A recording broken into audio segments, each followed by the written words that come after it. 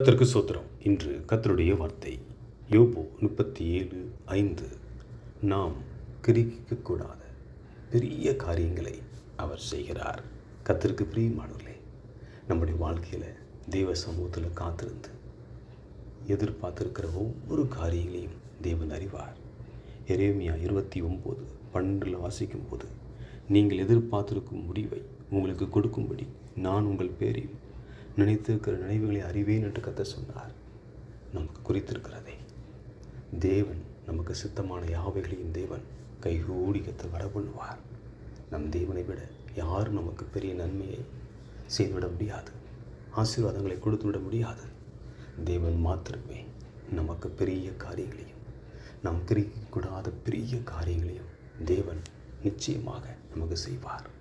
ஒரு குறைவின்றி நிறைவான சந்தோஷத்தோடும் சமாதானத்தோடும் கரங்களை பிடித்து தேவன் நடத்துவார்.